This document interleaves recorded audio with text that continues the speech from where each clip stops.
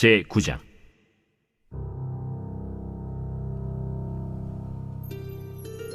다윗이 이르되, 사울의 집에 아직도 남은 사람이 있느냐? 내가 요나단으로 말미암아 그 사람에게 은총을 베풀리라. 사울의 집에는 종 한 사람이 있으니 그의 이름은 시바라. 그를 다윗의 앞으로 부르매 왕이 그에게 말하되, 내가 시바냐? 당신의 종이니이다.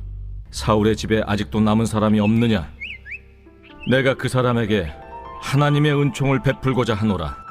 요나단의 아들 하나가 있는데 다리 저는 자니이다. 그가 어디 있느냐?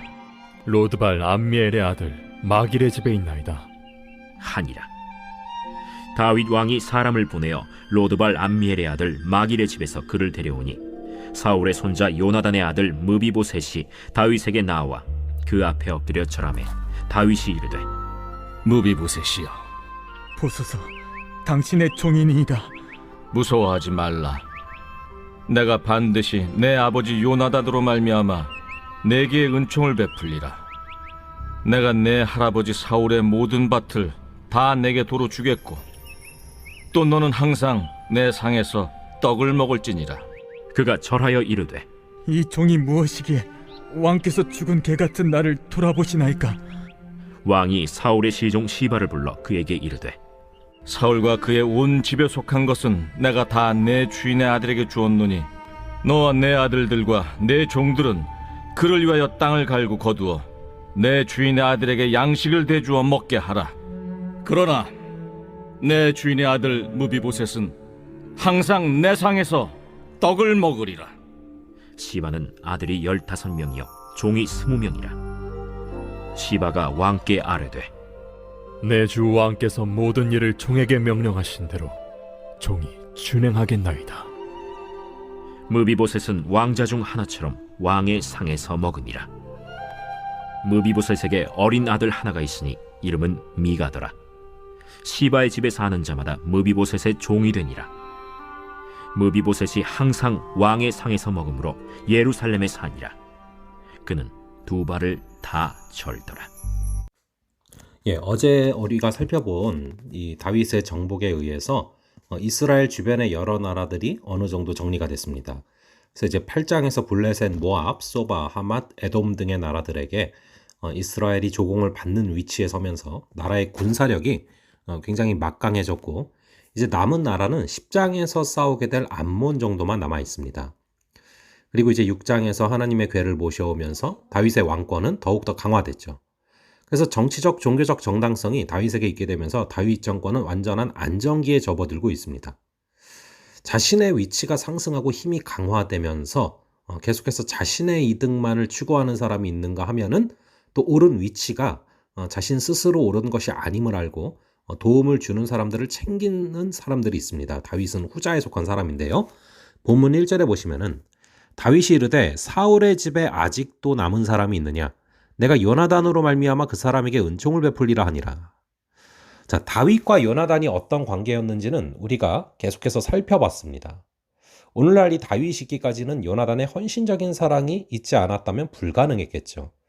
그렇기 때문에 다윗은 요나단과의 우정을 너무나 추억했고 그것을 의미 있게 하고 싶었습니다. 더구나 나라를 더 강성하게 만들어가야 될 시기에 요나단이 살아있었다면 다윗과 함께 정말로 멋진 동역을 이루었을 것이기 때문에 다윗은 굉장히 요나단이 틈틈이 또 계속해서 그리운 거죠. 그 그리움이 요나단과 했던 우정서약을 떠오르게 했습니다. 과거에 다윗은 요나단과 깊은 맹세를 나눴거든요. 요나단은 다윗에게 먼저 왕이 되더라도 인자함을 베풀어서 우리 집안을 해치지 말라라고 요나단이 이렇게 요청을 하지 않습니까? 그게 사무엘상 20장 15, 16절이었는데요. 여호와께서 너 다윗의 대적들을 진면에서 다 끊어버리신 때에도 너는 너의 인자함을 내 집에서 영원히 끊어버리지 말라 하고, 이에 요나단이 다윗의 집과 언약하기를 여호와께서는 다윗의 대적들을 치실지어다 하니라. 자, 다윗이 사울의 집안 사람을 찾게 된 배경에는 요나단과의 깊은 우정이 있지만 그것만이 다는 아니고요. 지금 다윗은 하나님께서 약속하신 나라를 세워가면서 하나님의 마음을 깨닫게 됩니다. 원래 이제 정권이 바뀌면 많은 사람들이 경질이 됩니다. 이전 정권에 세워진 사람들이 떠나고 새롭게 세워진 정권에 힘을 함께한 사람들이 각각 요직에 오른 게 일반적인 모습인데요. 이대로라면 다윗은 이전 정권의 그림자를 지워낼수록 자신의 왕권이 더욱 강화된다고 생각을 하기 때문에 이제는 사울의 집안 사람들을 신속히 지워나가야 되는데, 상식적이지 않게 사울의 집안 사람들을 찾는 배경에는 하나님의 사랑이기 때문에 가능한 것입니다. 본문 3절에서도 다윗은 자신의 선행이라고 하지 않고 그것을 표현하기를 하나님의 은총이라고 표현을 합니다. 왕이 이르되 사울의 집에 아직도 남은 사람이 없느냐?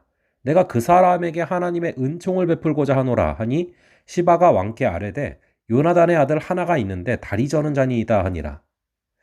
다윗은 하나님께 굉장히 많은 은혜와 사랑을 입은 자입니다. 자신의 어떤 공로도 보지 않으시고 자신을 이스라엘의 2대 왕으로 삼아주시고 또 골리앗과의 싸움에 이기게 하셨고 다윗을 따르는 많은 사람들을 붙여주셔서 지금까지 오르게 하셨죠.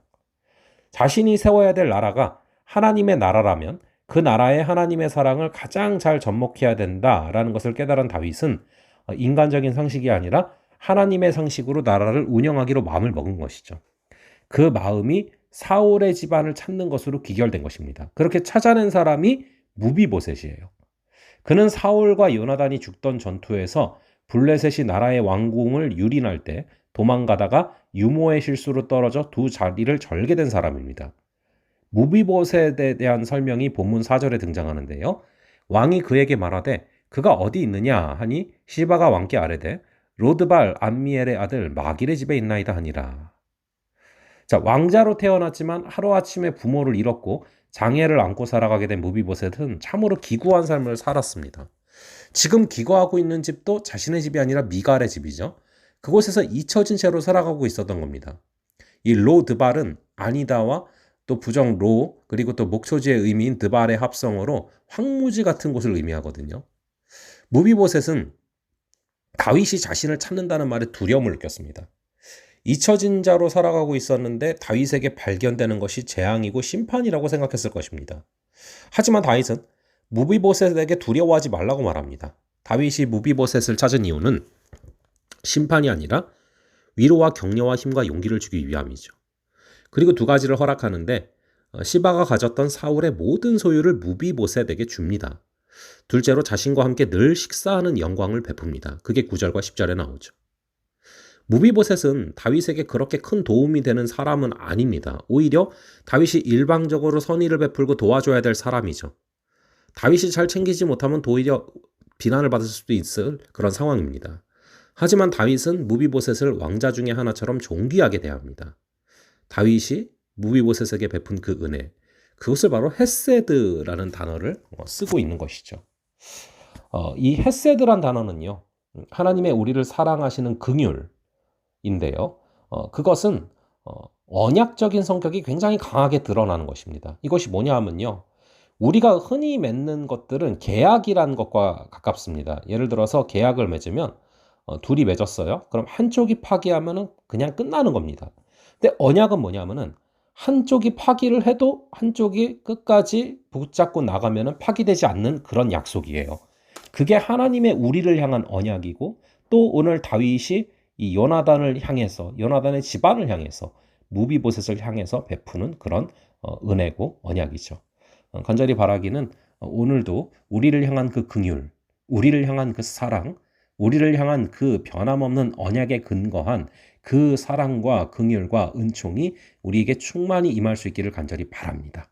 그리고 그런 사랑으로 또 주변을 사랑하는 그런 우리가 되기를 간절히 바랍니다. 잠시 기도하겠습니다.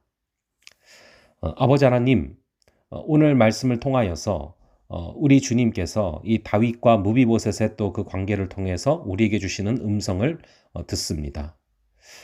정말 잘 나갈 때, 정말 하나님께서 성공의 자리로 이끄실 때 여기에 오른 것이 내 스스로 오른 것이 아니요, 하나님의 도우심이 있고 또 나를 도우신 자들이 있음을 기억하고 또 그들을 챙기는 그 모습을 바라봅니다.